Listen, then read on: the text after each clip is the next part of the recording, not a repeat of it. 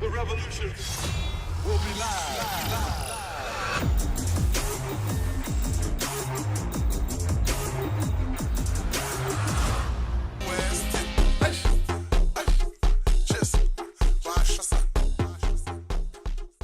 Good evening and a very warm welcome to First Issues. Some weeks ago, while watching a much publicized Hollywood movie at the cinema, I, along with the crowd that sat eyes glued to the screen, were more than pleasantly surprised to hear the song of South African musician Babes Wodumo come thumping through the speakers. As part of the soundtrack of one of the most successful films to have come out in recent history. That moment will forever be etched in my memory.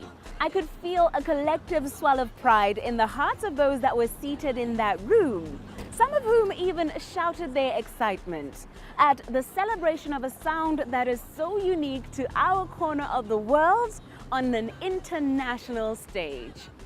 It was a powerful moment to have an aspect of Africa's diverse culture not only be seen by the world, but be respected. This is about way much more than simple bragging rights. The creative industries have come to be known not just as a powerful cultural influencer, but an indomitable economic force. In the first of its kind global survey of what we now call the creative economy, undertaken by the United Nations Educational, Scientific and Cultural Organization, or UNESCO, in partnership with consulting group EY, formerly known as Ernst & Young, in 2015, it was shown that 30 million people across the world make a living out of culture and creativity, generating total revenues of $2.250 billion. How can Botswana get a piece of this juicy pie? How can we duplicate successes on the continent, such as in neighboring South Africa, which, although is a much younger country than Botswana, has a creative economy worth $7.5 billion? Slightly older Nigeria is the undisputed juggernaut, with music, movies and fashion permeating borders and crossing oceans. Their industry is currently valued at $44.3 billion. For a country that is desperately looking to diversify its economy, drastically improve employment, and boost its tourism sector, developing the creative industries in Botswana is said to be crucial. We speak to stakeholders from the Human Resource Development Council, or HRDC, and elsewhere to try and understand where Botswana is getting it wrong in the development of a thriving, job-creating creative industry. Let me, from the onset, indicate that it is the numbers that matter. Apart from the numbers, it is also our developmental path. You'd recall that when we got independence in 1966, we were short of people in the administrative cadre, and therefore the priority of government then was to ensure that we had human capital that would assist in terms of the administrative cadre. And that is where we all started, and it is only recently that we are looking into other sectors now that could contribute towards economic growth in this country. That is why now you are seeing that the creative and performing arts is also taking center stage. We are seeing that there are also upcoming sectors such as tourism and the likes. I talked about the numbers on the onset, but the numbers are very important because you need to be able to tap into the market that is available. So when I'm talking about the numbers, I'm talking about the market there. Our population is about 2 million, and therefore, if we are to focus on what obtains in our country, then the creative and performing arts are not going to be very vibrant.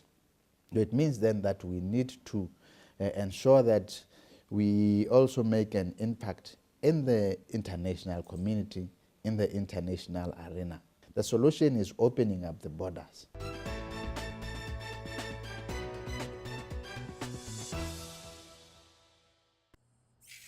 What is the future of help? It's to help people find the great in themselves. The drive, the passion. Help them find their true potential. Help them stretch. Help them grow. That's why we help people help themselves, help the world, because a little help goes a long, long way. FNB, how can we help you? Welcome back to First Issues, as we consider what can be done to develop Botswana's creative industries. Philip Segola, respected local artist and former principal curator at the National Museum and Art Gallery, as well as prolific graphic and jewelry designer Neo Matome Haroon, happened to be involved in the work being done by the HRDC to develop the creative arts. They give us their experienced take on the status quo. This is a very long and vexing issue, but one can actually easily observe that it's been so very easy. Educationally, we do not really focus on exciting and making our young people, students, children, to believe in themselves, to believe in their own knowledge, however at an early stage that knowledge may be. What's important is that when we go to school, we have to recognize that we have opportunities for early learning. And at that point, human beings are supposed to learn quicker, because they are not discriminating at that point. So our focus should be on early learning. We have to focus knowing that we as human beings have specific roles that we have to play in society. I think it's firstly perceptions. There's been a very negative perception towards the creative field. I think the perception in our society is that you only go into the arts if you can't perform academically, which I think is wrong. But I believe there's now a move towards, or there will be a move towards streaming students into areas where they have strengths. For example, if you're a creative person, you'd be able to follow the arts line. If you're a scientific person, you'd be able to follow that, and so on. I believe this is an angle that the Ministry of Education may be looking at. So, there's still a lot to be done. A number of other stakeholders are addressing the challenges they have seen in the industry from their specific vantage points. Speaking from a policy standpoint, Dean Mulebatsi from the Ministry of Youth Empowerment, Sport and Culture Development says the successes we have seen in countries such as South Africa are due to solid institutions and proactive strategies. I think what is key and what is important that would take us into the next leap really would be the building of institutions. I think Botswana lacks the necessary institutions and mechanisms that would take us there. So we need to build institutions. We have always identified the National Arts Council. Obviously, a National Arts Council would become part of the framework that would make sure that we are able to take that leap. You also, on the policy side of things, you also maybe even need a creative industry strategy, which the Ministry of Youth Empowerment, Sport and Culture Development has started to work on. If you look at South Africa, for instance, they have what they call the Film and Video Foundation.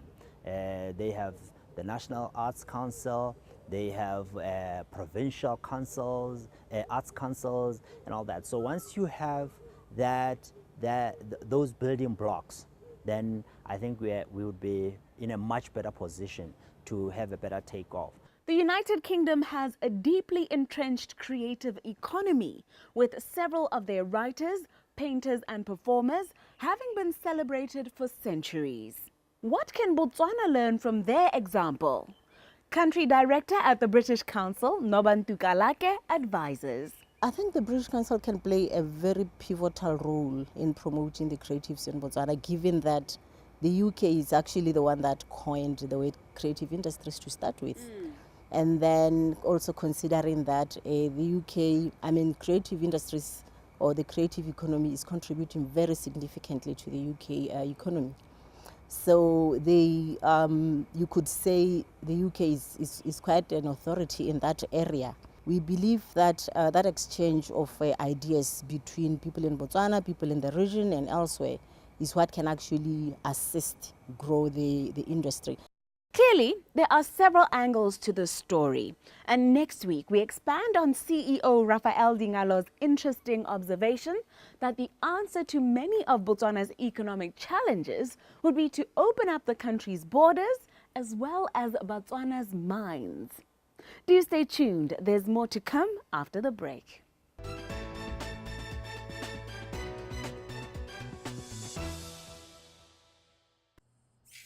What is the future of help? It's to help people find the great in themselves. The drive, the passion. Help them find their true potential. Help them stretch. Help them grow. That's why we help people help themselves, help the world. Because a little help goes a long, long way. FNB, how can we help you? Thank you for staying with us. Last week, Professor Kieran Bhagat sensitized us on the treatments that are currently available for type 2 diabetes.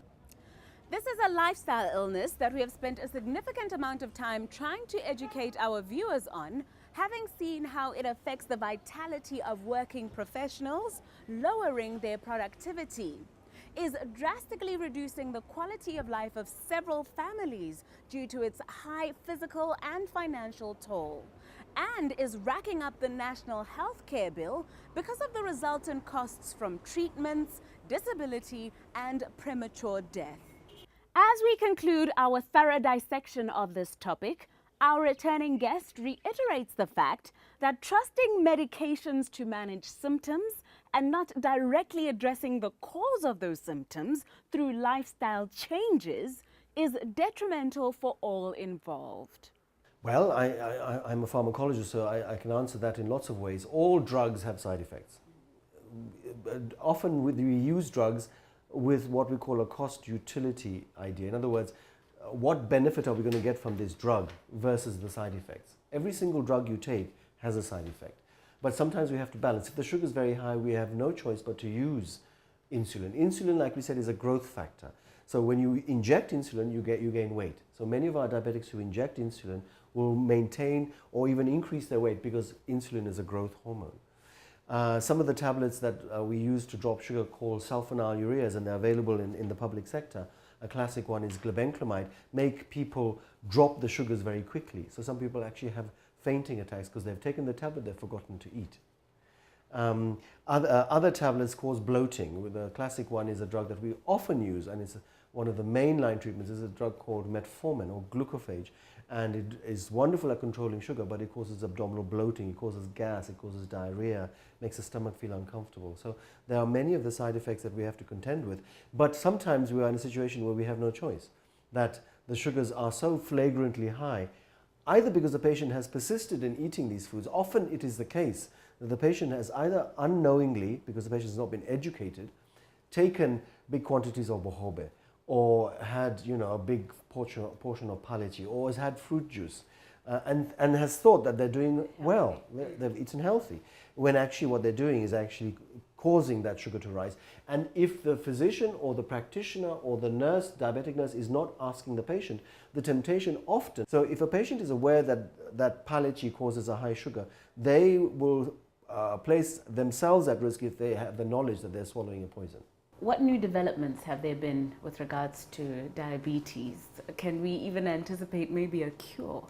Prevention is better than cure. And as we started in the series talking about what the cause of this rapid epidemic is, it's obesity, it's a lack of exercise, it's eating the wrong foods. That to me is the biggest breakthrough that we have. The fact that we have now underpinned that sugar is a poison. Sugar is more poisonous than cocaine. Sugar is definitely more poisonous than alcohol.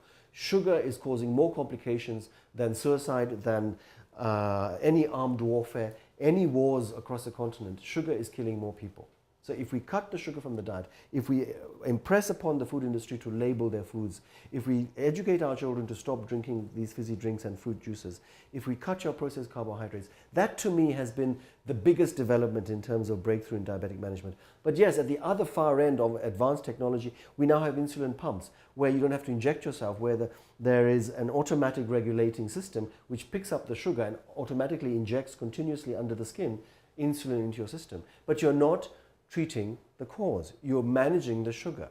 The trouble with our generation is that we are an instant coffee or popcorn generation. We want an instant fix. And there are no instant fixes with this because this is a lifestyle condition. So it's a lifestyle management and it is for life.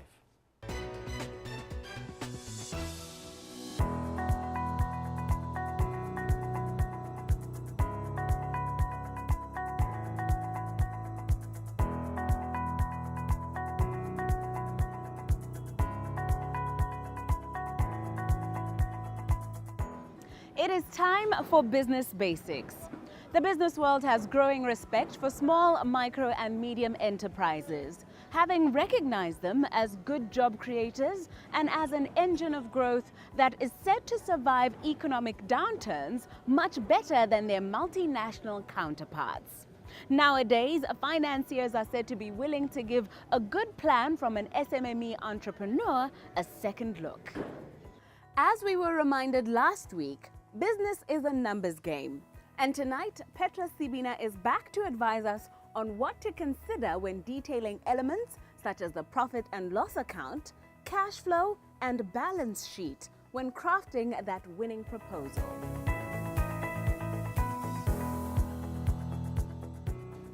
Basically, after putting in place your cash flow, your focus in terms of sales focused, you now have to compile the profit and loss account.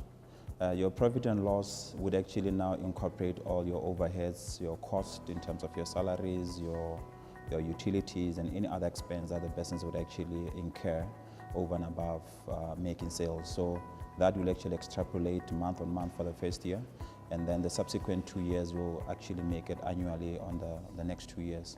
It's always advisable that at least it should cover three years. Typical financiers and investors will normally look for a projection of 3 to 5 years. So it's important that you put that together, as well as your balance sheet as well.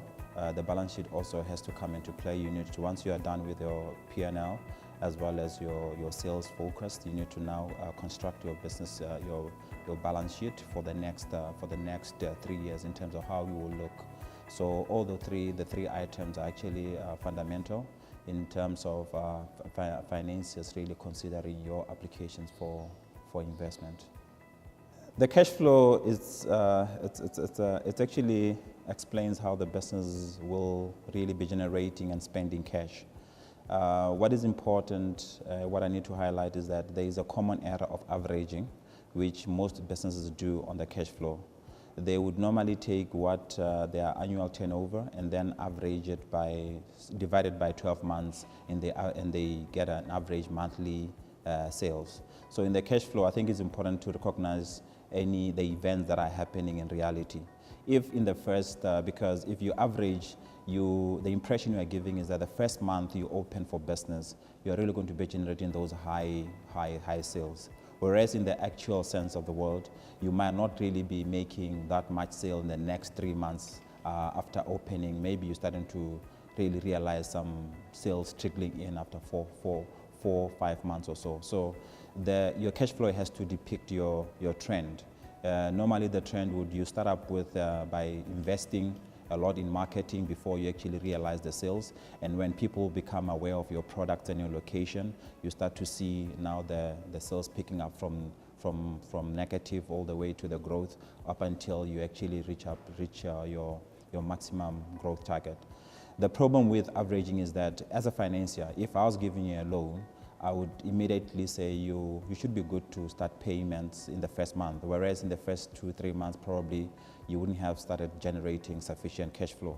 So it's important that the cash flow should actually depict what is happening on the ground. That is a very common mistake that you see amongst most of the cash flows that are submitted by small medium enterprises for funding.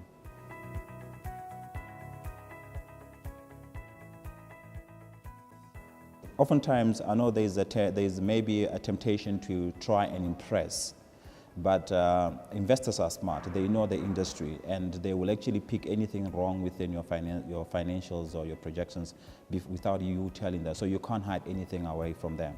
So it is important that when you project, we reflect the reality as much as possible. And if anything else, discuss the mitigants that you would put in place to make sure that business picks up in the interim. For especially SMEs, the first couple of months, the biggest expense you'll incur if things are done properly is marketing. Because obviously if you put up a product that nobody knows about, a new business that nobody knows about, it's important for you to invest in marketing. And the reality about marketing is that people don't just see the advert once and then come running. They probably will view the return on investment, marketing investment, probably you'll see it after 6 months, 7 months or so forth and so on. So it's very important to identify, to really for your cash flow to reflect that.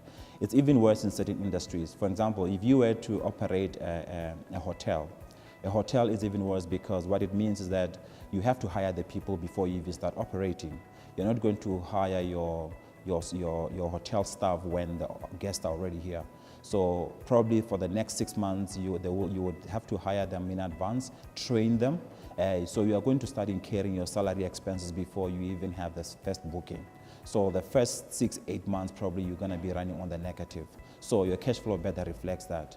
And when the first tenant comes, when the first guest comes in, they ought to find well-trained staff that are ready to take care of the business. So it's important, so it differs from business to business. Some business would actually take a month to kick in, some business would actually take 6 months depending on the industry, and such should be reflected within your cash flow. So don't try to impress.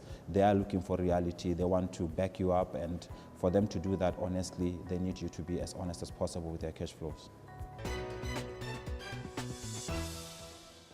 Thank you for staying with us. We have been reliably informed that businesses of all sizes and at any stage of development can be listed on the Botswana Stock Exchange. This is apparently done through various boards available at the exchange. How do you go about it? Kopano Bolokwe has all the answers. Currently we have the main board and the venture capital board, the Sarala OTC board, and we're working on introducing the HRDCCreative board. The main board is usually for companies that we call blue chip companies, companies which are well established in the sense that the listing requirements, they are quite stringent. The venture capital board is primarily for companies which are very junior and also startup companies, companies with no asset bases and with no history of financial existence or operational performance. People buy into an idea. The Sarala OTC board, it is not a board for raising capital. It is primarily for the company to get registered in that board, to get familiar with the environment of being a listed entity. And it also affords the shareholders in that company an opportunity to trade their shares. The HRDCCreative board, Small Medium Enterprise Board, is primarily meant to bridge the gap that entrepreneurs or small companies normally experience with regards to accessing finance. It comes with listed requirements which are less stringent than those of the venture capital board and those of the main board. And at present, we've submitted the listed rules for HRDCCreative board to our regulator, the Non-Bank Financial Institutions Regulatory Authority, the NBFIRA, for approval.